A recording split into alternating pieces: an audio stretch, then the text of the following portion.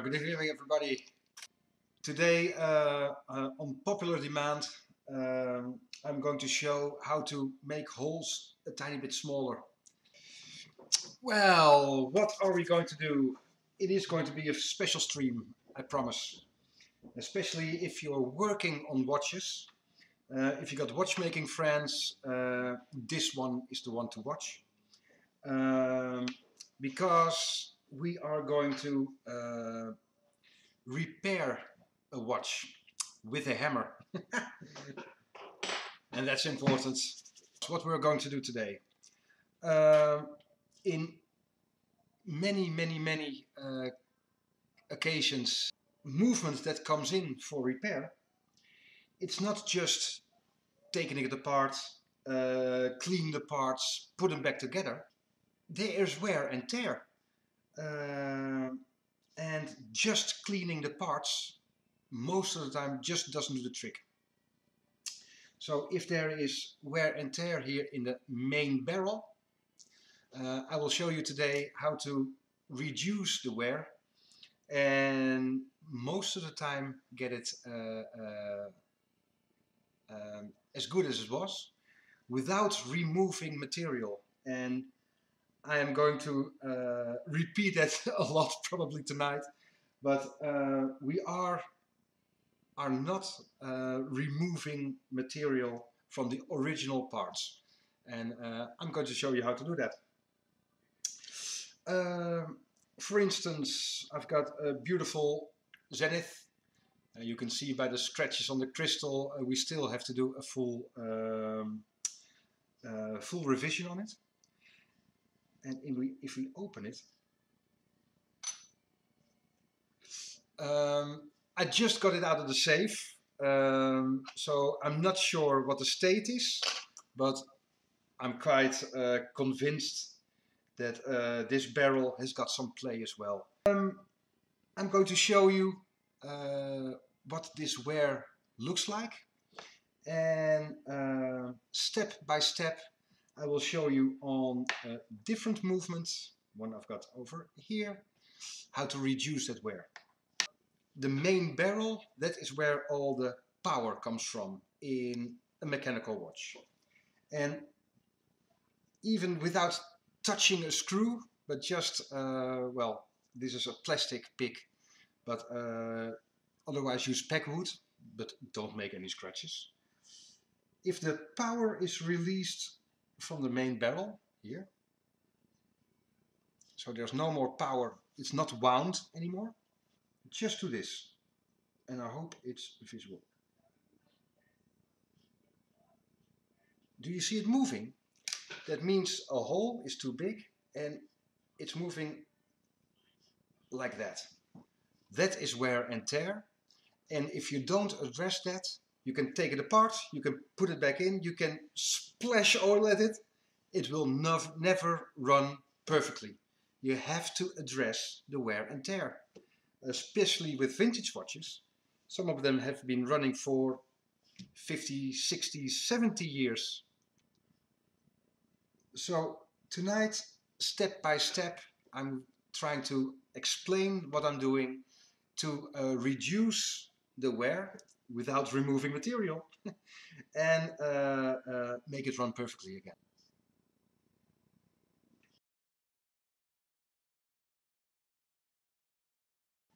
You can see it's been running for quite some time without maintenance.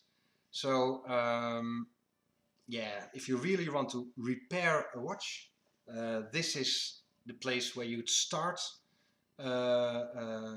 reducing the wear and tear. You can see here that the barrel is moving as well. I will show you a barrel in a moment. And if you watch like this, you can see there is hardly any space between the wheel and this barrel. So if you move, you can see that is pretty close to the spokes of this wheel, and if they touch, you lose all force in a movement and the watch will never run perfectly again. It's good to tell you a bit more about what is causing this problem. So, back to this one again. The main barrel is where all the power is stored. It's always revolving. This bit in the middle, that is steel, hardened steel. And the yellowy bit is brass, a much softer material. And so for a very long time the steel and the brass can work together with a bit lubrication in there. Maintenance of mechanical watches. If you wait too long, and this is the perfect example, I didn't know what to expect, but it is. You can see here, this is just old lubrication, so old grease, dried up, a bit grainy, and it's got all the tiniest steel filings and contamination in that, and that is in between the steel and the brass. So that's abrasive, that will well, make the hole bigger every single time, especially when it's not well lubricated and with this gunk in between. So that is why the hole is getting bigger. And if you are a really lazy watchmaker, if you're not cleaning the parts, not taking the watch apart, but just put in a drop of oil or grease there, and you think, well, it will be lubricated for some time. I just do it to show you. We still have to do this watch. So if I use a drop of oil, and I use way too much oil, but just do it here like this. You see the oil seeps in, so you think the parts are lubricated again. But again you see that all the old grease and termination is dissolving in the new oil. And again, that's grinding paste. So you're not lubricating it. The wear and tear will go way faster if you're not cleaning the parts and just add a bit of oil. It's horrible. It is grinding paste, especially with pivots. You see, if they just put in oil without cleaning the parts and taking the watch apart, it's horrible. The pivots just eat away. Here,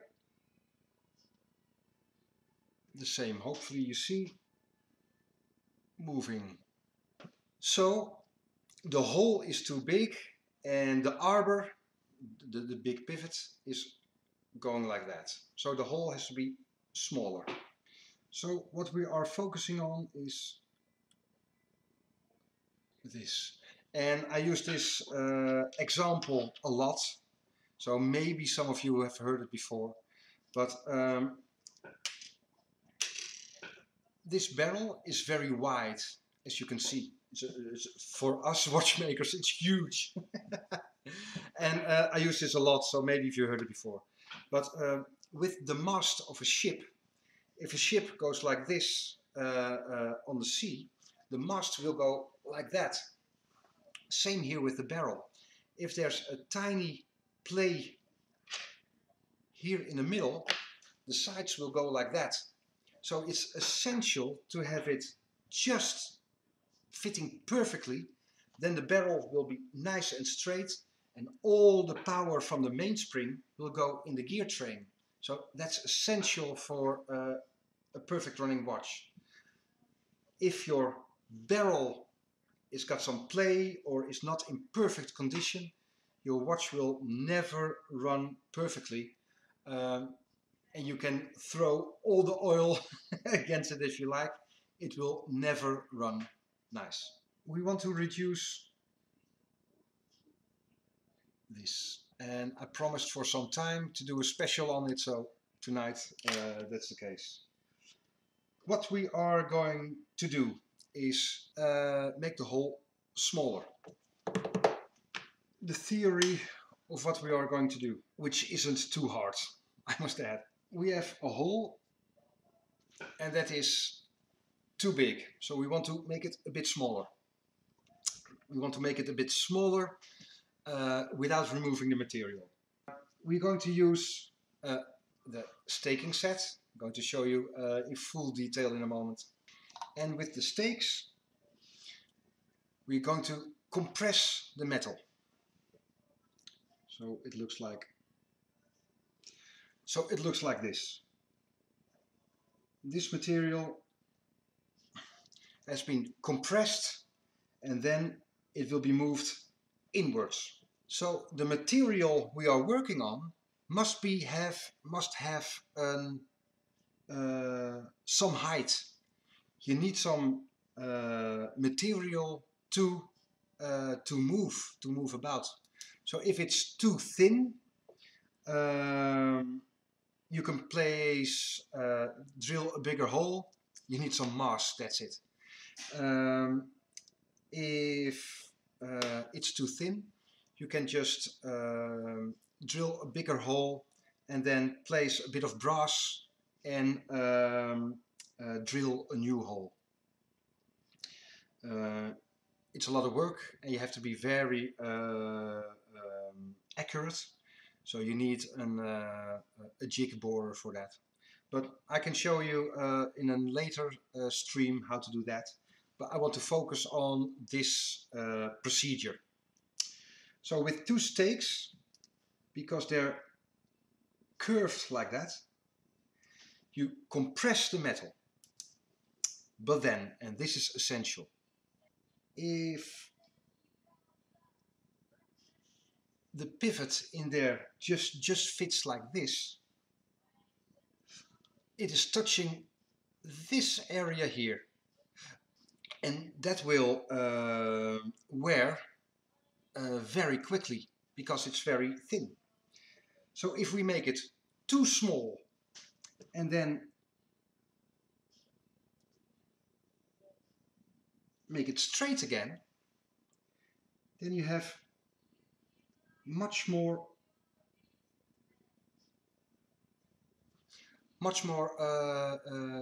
surface touch, so it won't wear too much. I hope that makes sense.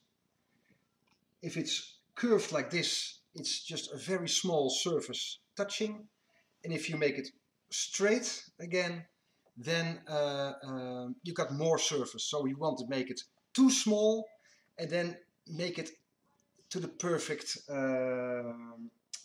size again. This is a staking tool. This one is from Bergeon, but we got, I think, 7 of them here, because every tool has got tiny different size differences, and because we teach here in the workshop, we need just several staking tools. This is the staking tool, well used, and staking tool or Triebniet, as it was learned to me, I think, I haven't checked it. In German, trieben is to move material, and nieten is riveting. So it's to move material and to rivet parts, like a balance staff, for example. It's essential that it's completely straight, 90 degrees angle. So it has to be heavy and sturdy. It's got a handle here, and then this one should be a bit loose. That's perfect. And with this one, you secure it. So if you want, for example, to drill a hole, the stake in the top, this one is now loose, and when I secure it, this hole is now perfect aligned with the Triebniet. And so you can do every hole, screw that on, so this one is now secured. I cannot move it. Now this one secured, and now the hole is exactly aligned with the stake. That's how it works. It's got a nice feature. Now this one is in the hole, the stake is completely down, but it's perfectly aligned with the top one. And now we've got this stake and that stake are these two. I hope that makes sense. Here is just a piece of brass, well, really thick, way thicker than any watch part, but nice to show you. And then in a moment I will show you in the actual movement how to make it smaller, too small, and then make it a tiny bit wider again without removing material.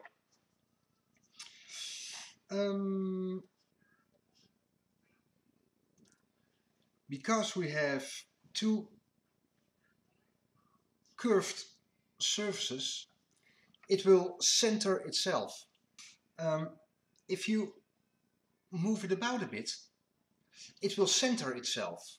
And now you can look like this and like that if it's level. And if the two stakes are a bit like this, not aligned, this part will go like this. Nice centered.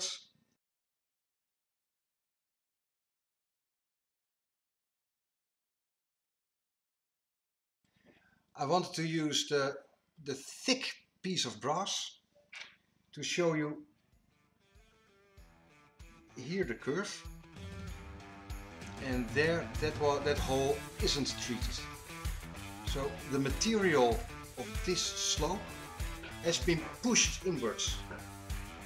I hope that makes sense.